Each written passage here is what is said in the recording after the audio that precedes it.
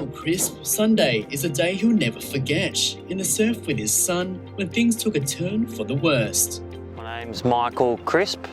I'm a lifeguard and I'm also a presenter at Surfers Rescue. So I was surfing with my son for a couple of hours and waves were just beautiful. Autumn's day, 1 to 2 foot, crystal clear. There's people having picnics, there's people just chilling, having coffee, and people rock fishing and yeah, it was just great to be a part of a great day. And then I just assumed that the police person's running, they've got we've got a life jacket and a lifesaver hooked onto Boulders because it's a black spot. A lot of rock fishermen have died there recently and over the years, and seeing that I just went, I've got to go in, paddle to the keyhole.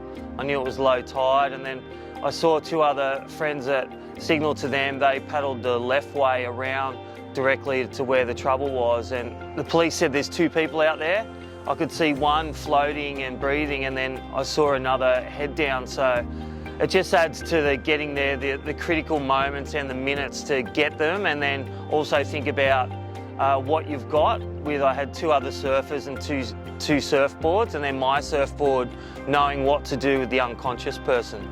As soon as I got to the person that was conscious and unconscious, had Steve, a New Zealand surfer. He kept the unconscious guy's head above water, and then we talked about, okay, Rupert, you take the conscious person, and then talked about, I went through the leg hook, which is a Surfers Rescue technique, proven technique to keep the unconscious person, to get them in first and foremost and keep their head above water, and to promote life with the drainage of water that's taken in. Really important, it was keeping his head above water and just feeling under his armpits, and then having that second surfer to tell me, because I'm reversing to get it under, and how far is his head above water, and I've locked him in, and can you stay behind me to paddle and push me even faster as I paddle like a train.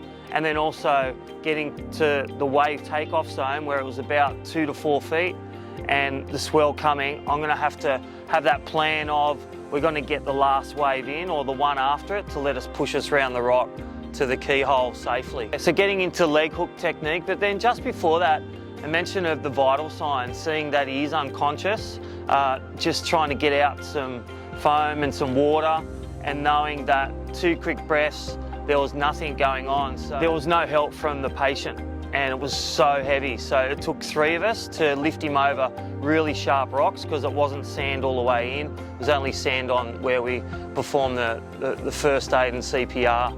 So really heavy, 3 of us. 2 under the arms works well, and 1 on the legs, which I recommend, or if you only have 2 people or 1 person, you just got to go with behind the back hook. Knowing that the police were there, you just assume that the ambulance is on their way, which they were. They got there about 10 minutes after we got to the land, and they had also that new machine. So we got into 3 cycles. We had the police person on the rhythms and doing heart compressions. And we got through 3 cycles, and I was on the head also clearing the airway and also getting the water out with that look, listen and feel. Again, the aftercare is really important, so to seek 2 professional counsellors as well to talk about how we're feeling. You feel, it felt like you're in a movie when it happens, everything goes a bit slower, and then afterwards, you do replay the scenes. What could I do better? What would I do if I was faced with that situation? And then what can I learn from that situation? So it's been a great supportive week from everyone. And yeah, my message as a surfer, I love fishing as well. Wear the appropriate gear. If you're fishing, take a life jacket, especially if you're rock fishing, and wear stuff that, like a wetsuit or stuff that you can float with.